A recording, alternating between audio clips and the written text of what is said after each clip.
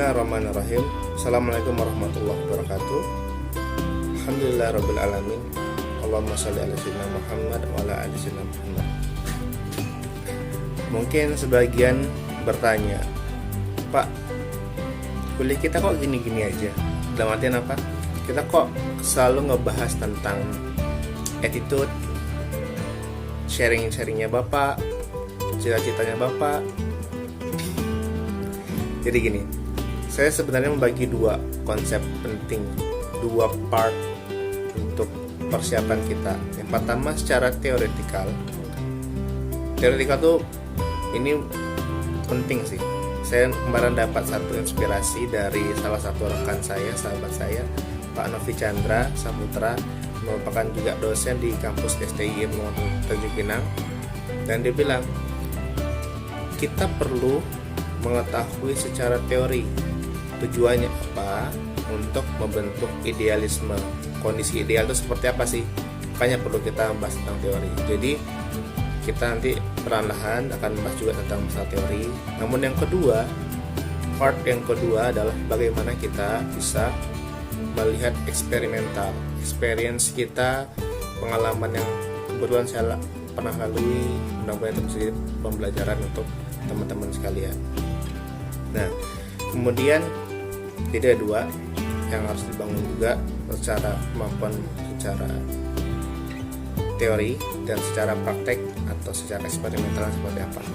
Kemudian yang kedua, dalam perbekalan kita sebagai seorang pemimpin, kita tuh nggak hanya masalah pengetahuan, knowledge, tapi kita tuh yang paling penting adalah bagaimana attitude dan sikap kita.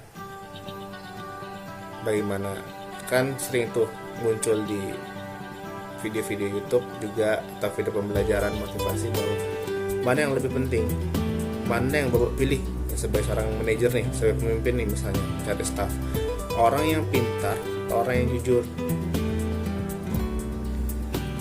Kalau orang yang bijaksana, dia akan lebih memilih orang yang jujur, karena kepintaran, ilmu itu bisa dipelajari, sedangkan kejujuran adalah suatu hal yang sangat mahal, sangat penting banget, friend.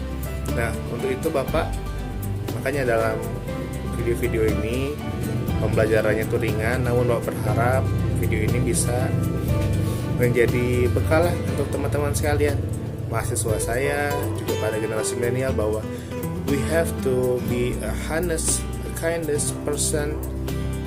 Jangan jadi orang yang hanya sekedar mencari ilmu nih, tapi saya juga ingin memberikan satu pemahaman, contoh bahwa kita harus menjadi orang yang bisa memiliki attitude yang baik. Alhamdulillah, dengan izin Allah juga saya bisa sampai ke titik ini. Alhamdulillah, saya jadi seorang pemimpin di kantor, di perusahaan, kemudian menjadi seorang pendidik. Saya berharap cuma satu harapan saya, dan sekian banyak harapan saya, bahwa saya bisa memberikan warna bagi kehidupan teman-teman sekalian. Dan memang kejujuran itu sesuatu hal yang penting. Saya cerita lagi. Saya sering kena marah sebenarnya di keluarga. Kenapa saya dibilang orang yang terlalu lurus? Saya juga mohon maaf lah, bukannya saya nggak bisa bohong atau bercanda, tapi saya memang usahakan untuk ya sejujurnya, sebaiknya. Tapi gini, kita penting nih menjadi orang yang jujur, tapi tidak semua hal harus kita ungkapkan. Maksudnya, jadi misalnya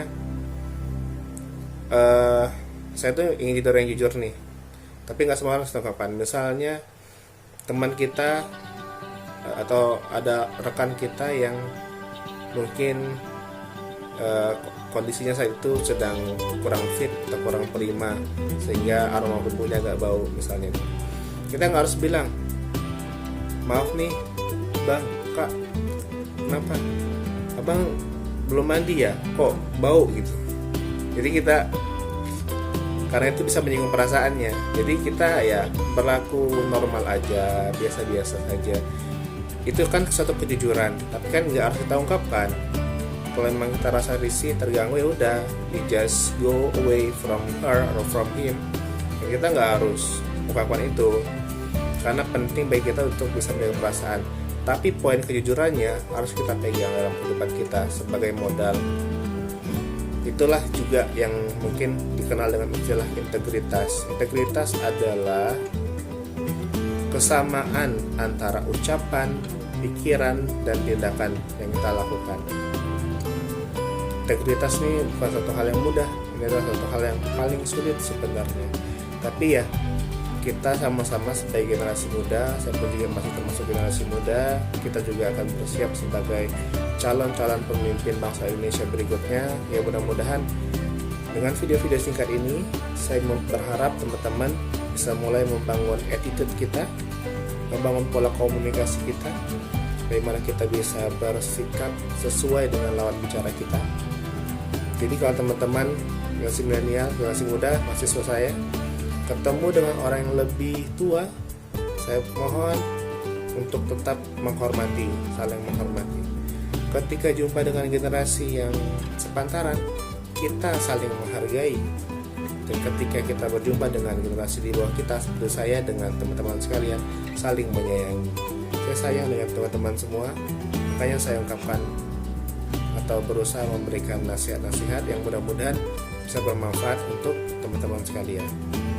Jadi poin dalam video ini adalah bagaimana kita bisa membangun yang namanya attitude kita. Oke? Jadi just let it go, just flow.